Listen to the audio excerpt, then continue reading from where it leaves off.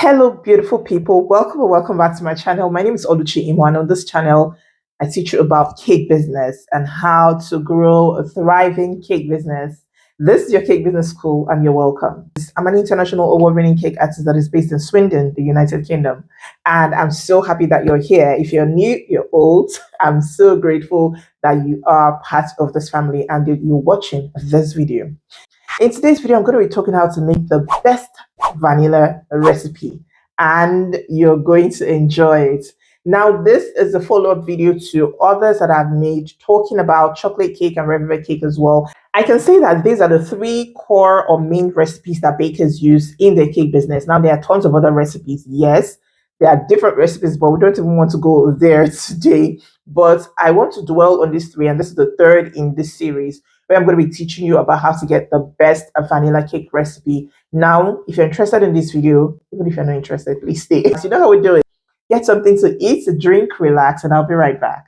Welcome back. Now, vanilla cake, we know, is finicky. It's a temperamental cake recipe. I do not know how that came about, but if you ask bakers, they can attest to this fact. If you can, please just wave at me in the comments. Just say hello in the comments. So your vanilla cake recipe, which has been working fine for years, can just decide to wake up one morning and decide, I am not going to work today. I am not doing this anymore. I am not interested in this relationship anymore. And I'm out.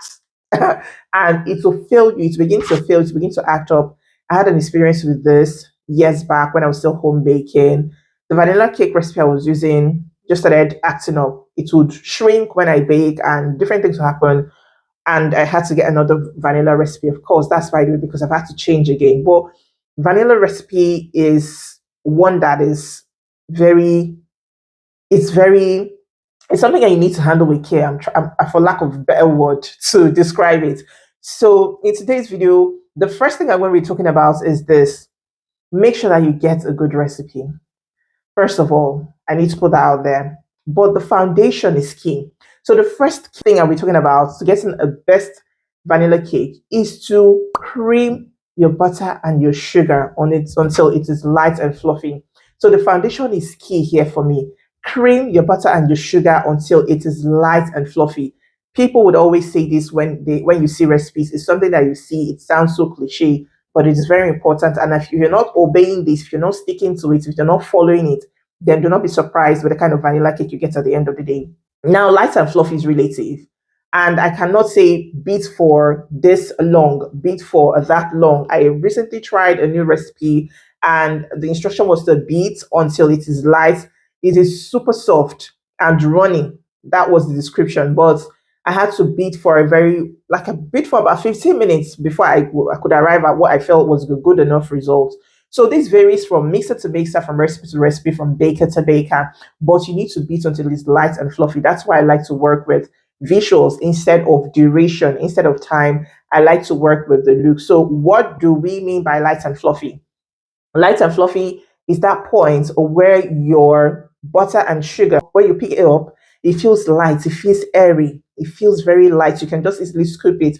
You know, before you beat, your butter is kind of hard and your sugar is grainy as well. You can see it. But when you beat up to the point that it is light and fluffy, it's airy. You can easily just put your spatula in, scoop it up, and it's almost weightless.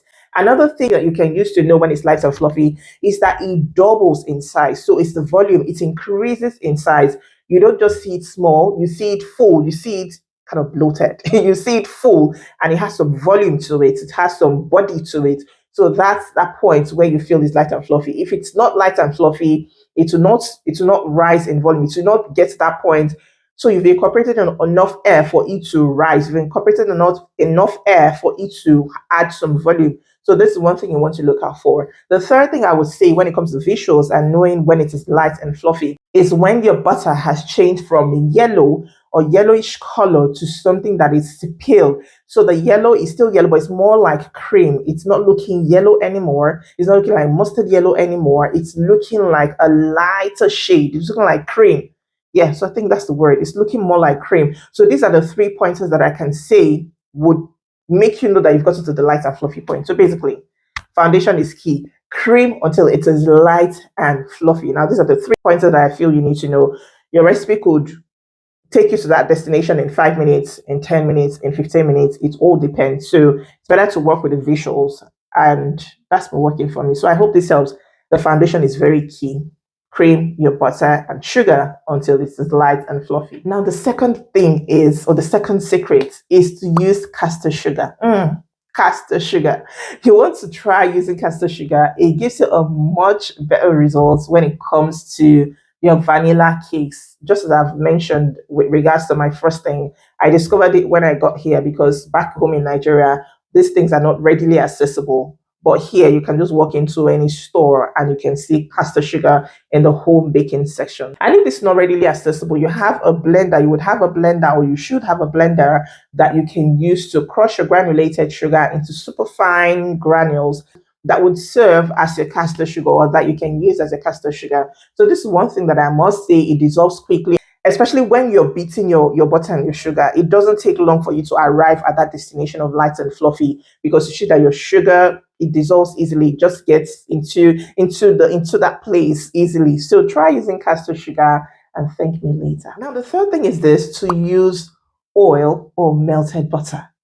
Now people do this, they use butter and then they use oil, or they use oil and they use melted butter. Now the recipes are different.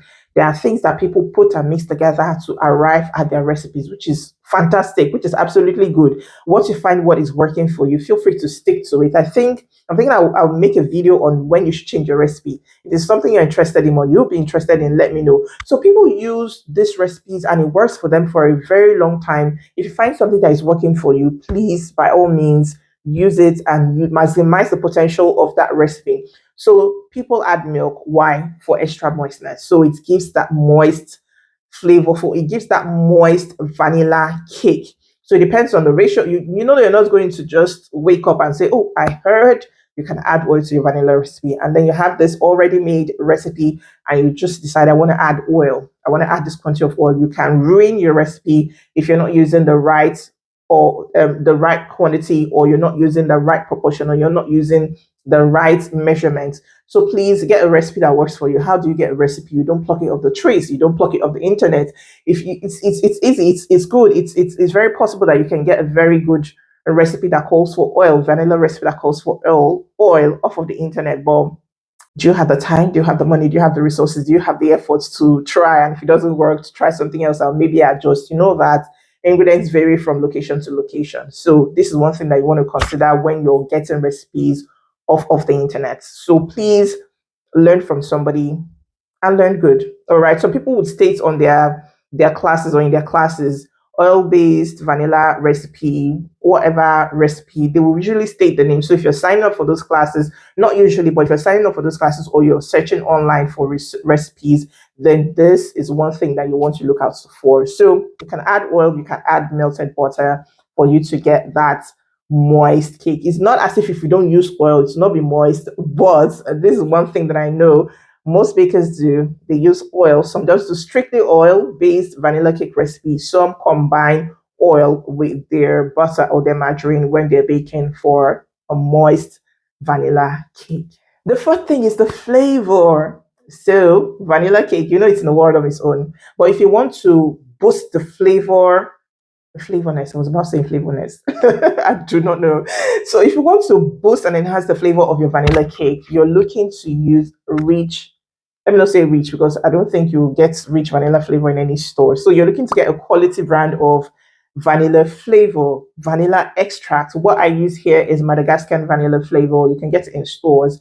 There are different brands, of course, tons and tons of brands, and it depends on what works in your location. So you can use vanilla extract or use vanilla bean paste extract. So you have the one that you have in the bottle that you can press and use to add to your cake.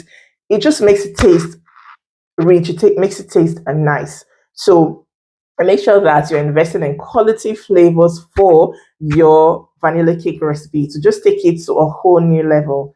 Try doing this and thank me later. Don't go for the regular basic flavors, okay? So people are good enough and they built their business up to a standard where they use vanilla bean paste for their vanilla cakes. Some actually would get the paste, prepare it themselves, or get the paste and use it for their cakes.